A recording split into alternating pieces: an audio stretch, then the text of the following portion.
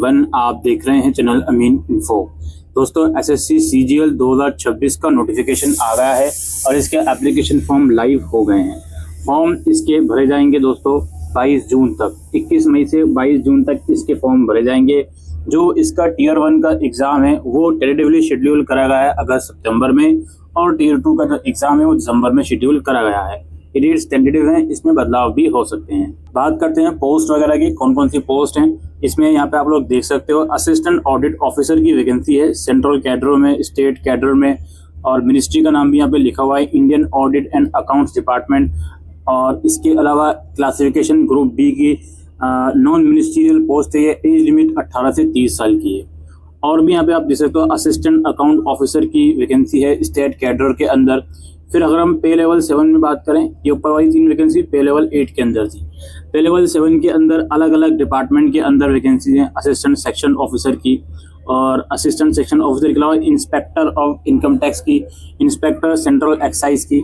ये group B की vacancy है। किसी किसी की एज लिमिट 20 से 30 साल है, किसी किसी की 18 से 30 साल है। अंदर डायरेक्टरेट ऑफ इन्फोर्समेंट ईडी के अंदर वैकेंसी है असिस्टेंट इन्फोर्समेंट ऑफिसर की। सब इंस्पेक्टर की वैकेंसी है सीबीआई के अंदर। इंस्पेक्टर की वैकेंसी है department of post ministry of communication के अंदर। इंस्पेक्टर की वैकेंसी है central bureau of narcotic ministry of finance के अंदर। अगेन ये वैकेंसीज ग्रुप बी की हैं। कुछ के लिए एज लिमिट 18 से 30 और कुछ के लिए 20 से 30 साल है। फिर पे लेवल 6 के अंदर हमारी वैकेंसी आ गई assistant section officer, executive assistant, research assistant, divisional accountant, sub inspector, junior intelligence officer, junior statistical officer, और भी अलग अलग पोस्ट की वैकेंसी हैं अलग अलग डिपार्टमेंट मिनिस्ट्रीज के अंदर ग्रुप बी की। ये यहाँ पे आप लोग देख सकते हो, ठीक है। तो इसी तरीके से पे लेवल 4 के अंदर कुछ वैकेंसीज हैं जो आप अपनी स्क्रीन के ऊपर देख रहे हो। Tax assistant, senior administrative assistant, senior secretariat assistant, UDC यानी कि अपर डिवीजन क्लर्क, और आपका पोस्टल असिस्टेंट, सॉर्टिंग असिस्टेंट। ये अलग अलग पोस्ट की वैकेंसी हैं जो इस बार सीजीएल के अंदर निकली हैं। और जो भी आप फॉर्म वगैरह भरते हो उसमें इन पोस्ट की प्रेफरेंस भरते हो उसके बेसिस पर ही, और जो कट ऑफ वगैरह आती है उसके बेसिस पर ही आपका जो इसमें सिलेक्शन वगैरह है वो होता है। अगर हम बात करें टेंटेटिव नंबर ऑफ वैकेंसीज की, तो अराउंड 12,256 वैकेंसीज निकली हैं। Yes, this is tentative vacancies. इसमें एज लिमिट जो कंसिडर होगी वो 1 अगस्त 2026 से कंसिडर होगी। जो अलग अलग ऊपर कैटेगरी वाइज जो एज लिमिट आपको बताई गई है, और इसमें लिखा हुआ भी है कि किस एज लिमिट के अंदर आपकी डेट ऑफ बर्थ किस डेट से पहले की और किस डेट से बाद की नहीं होनी चाहिए, आप इसमें पढ़ सकते हो। और परमिसिबल रिलैक्सेशन है अपर एज लिमिट में। SC ST को 5 साल, OBC को 3 साल, डिसेबल कैंडिडेट को 10 साल, और डिसेबल के अंदर OBC और SC ST भी इंक्लूडेड है। तो अलग अलग इसमें अपर एज लिमिट में रिलैक्सेशन आपको दिया जाएगा। जो 10th क्लास की मार्कशीट होती है उसी से एज कंसिडर करी जाती है, और अगर आप एज रिलैक्सेशन के अंदर आते हो तो रिक्वायर्ड सर्टिफिकेट आपको प्रोवाइड करना पड़ता है। अब बात करते हैं एजुकेशन क्वालिफिकेशन की। ये एजुकेशन क्वालिफिकेशन भी 1 अगस्त 2026 से कंसिडर होगी। सबसे पहले हमारे पास है असिस्टेंट ऑडिट ऑफिसर की जो वैकेंसी है, जो कि सेंट्रल कैडर के अंदर है। इसके लिए बैचलर डिग्री चाहिए किसी भी रिकॉग्नाइज्ड यूनिवर्सिटी की, एसेंशियल है, यानी कि ये तो होनी ही चाहिए। इसमें डिजायर्ड भी लिखा हुआ है। चार्टर्ड अकाउंटेंट या कोर्स मैनेजमेंट अकाउंटेंट या कंपनी सेक्रेटरी या मास्टर्स इन कॉमर्स और MBA वगैरह की डिग्री है तो ये डिजायरेबल है। याद रखिए, डिजायरेबल का मतलब मैंडेटरी नहीं होता। अगर आपने करा है बहुत अच्छी बात है, अदरवाइज जो एसेंशियल क्वालिफिकेशन है बैचलर डिग्री की वो भी इनफ रहेंगी। वैकेंसीज है assistant audit officer state cadre के अंदर। इसमें essential requirement again bachelor degree की है, और इसमें प्रोफिशिएंसी चाहिए आपको regional official language of state.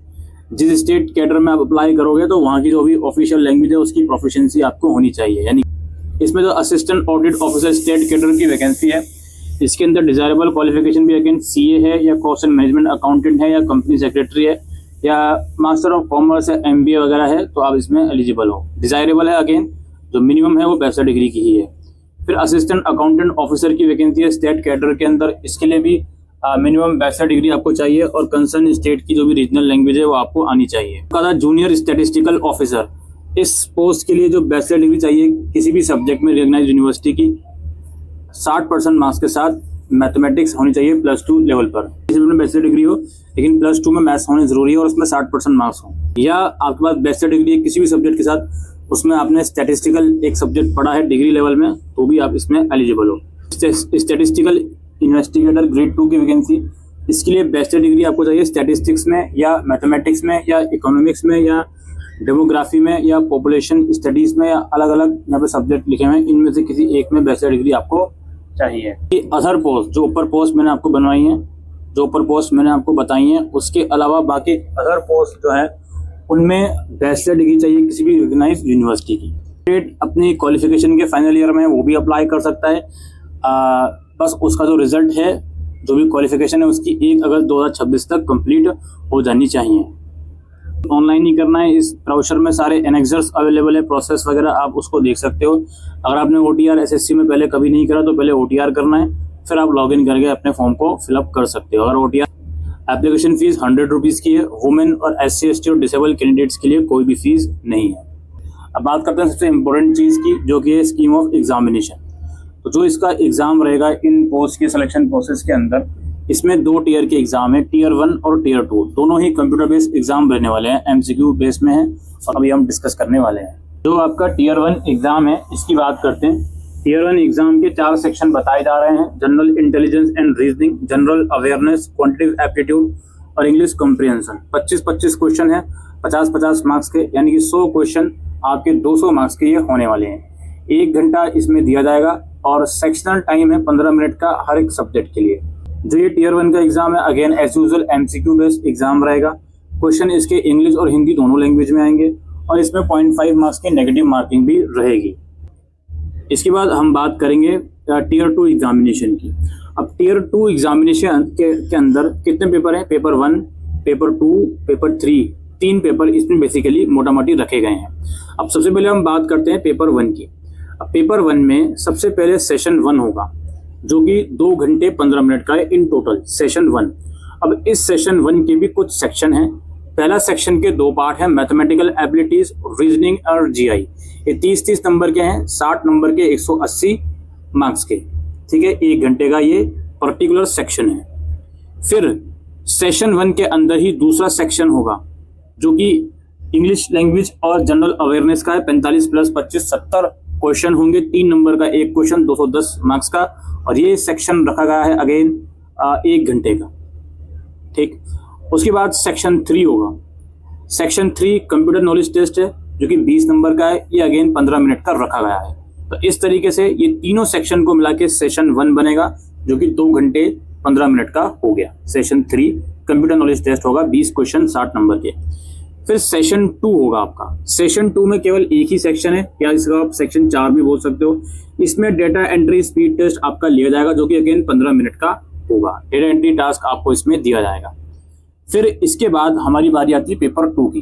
Paper 2 किसको देना है अभी मैं आपको बताऊंगा। पेपर 1 किसको देना है वो भी मैं आपको अभी बताऊंगा। पेपर 2 स्टैटिस्टिकल है। Paper 3 general studies, finance and economics है। दोनों ही पेपर 100-100 मार्क्स के होंगे।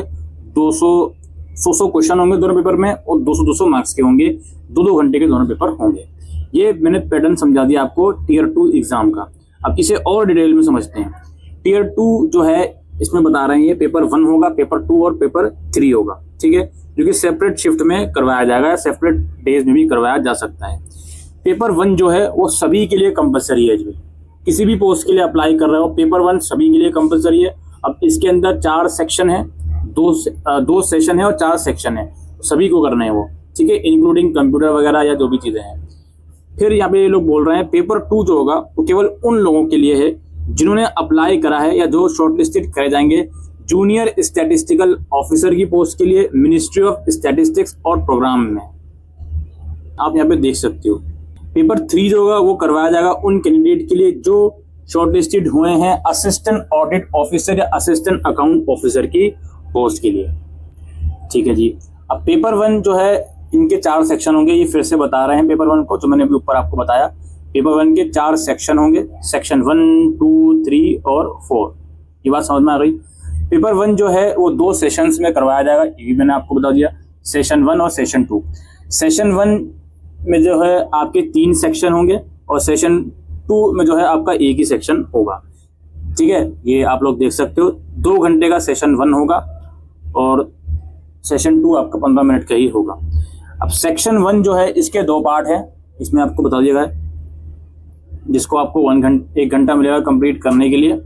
1 घंटा खत्म होने के बाद ये अपना भी बंद हो जाएगा, फिर दूसरा पार्ट इसका शुरू हो जाएगा, जिसे करने के लिए आपको अगेन 1 घंटा मिलेगा और इसको 1 घंटे होने के बाद ये पार्ट भी अपने आप बंद हो जाएगा। फिर सेक्शन 3 जो कि कंप्यूटर नॉलेज टेस्ट है वो स्टार्ट हो जाएगा, जो कि 15 मिनट का होगा। और इसको खत्म होने के बाद ये सेशन भी एक्सपायर हो जाएगा, यानी कि पेपर 1 का सेशन 1 जिसके 3 सेक्शन थे वो खत्म हो गया। फिर इसके बाद आप लोगों का जो ब्रेक होगा जो कि सेशन 2 से पहले होगा। सेशन 2 के अंदर आप लोगों का सेक्शन 4 है जो कि डेटा एंट्री स्पीड टेस्ट है, ठीक है, जो कि 15 मिनट का होगा। इसे खत्म हो जाने के बाद जो पेपर 1 है वो आपका समाप्त हो गया। फिर it will be mandatory for the candidate to qualify all the section of paper 1 separately.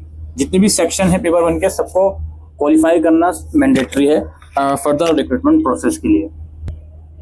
और ये जो पेपर 1 है, पेपर 2 है, पेपर 3 है, ये ऑब्जेक्टिव टाइप क्वेश्चन इसमें रहेंगे, सिर्फ सेक्शन 4 को छोड़कर जो कि डेटा एंट्री टेस्ट है। क्वेश्चन इसमें इंग्लिश और हिंदी दोनों ही लैंग्वेज में आएंगे, एक्सेप्ट जो लैंग्वेज कॉम्प्रिहेंशन का सेक्शन है उसको छोड़कर। मार्किंग रहेगी 1 मार्क्स की गलत आंसर के लिए सेक्शन 1, 2 और 3 में पेपर 1 के, और 0.5 मार्क्स की रहेगी पेपर 2 और 3 में, ठीक है। सेक्शन 3 जो होगा पेपर 1 का जो कि कंप्यूटर नॉलेज टेस्ट है वो मैंडेटरी है सभी पोस्ट के लिए, लेकिन सिर्फ क्वालिफाई करना है उसको, उसकी कट ऑफ डिसाइड नहीं होगी, बस उसको क्वालिफाई करना है। बाकी जो भी अलग अलग सेक्शन है उसकी कट ऑफ वगैरह जो भी है वो डिसाइड हो। बाकी जो ऐसी वैकेंसी है जिसमें कंप्यूटर प्रोफिशिएंसी ज़रूरी है उसमें जो क्वालिफाई करने के स्टैंडर्ड है वो थोड़े से ज़्यादा होंगे डेटा एंट्री वगैरह के टेस्ट में और कंप्यूटर नॉलेज के टेस्ट में, ठीक है। याद रखिएगा जो 15 मिनट का कंप्यूटर नॉलेज का टेस्ट है और 15 मिनट का डेटा एंट्री का टेस्ट है उसमें क्वालिफाई करने के जो स्टैंडर्ड होंगे वो हाई होंगे उन पोस्ट के लिए जहाँ पर कंप्यूटर प्रोफिशिएंसी की रिक्वायरमेंट है, याद रखिएगा इसमें लिख। बाकी उसके बाद फिर टीयर 1 का डिटेल सिलेबस अलग अलग सेक्शन का आपको बताया जा रहा है, फिर टीयर 2 का अलग अलग सेक्शन का डिटेल सिलेबस आपको बताया जा रहा है। बाकी हर एग्जाम से पहले जो भी ऑल टिकट वगैरह हैं वो वेबसाइट पर रिलीज करे जाएंगे, जिसमें सारा एग्जाम सेंटर की डिटेल, टाइमिंग वगैरह सभी कुछ मेंशन रहेगा।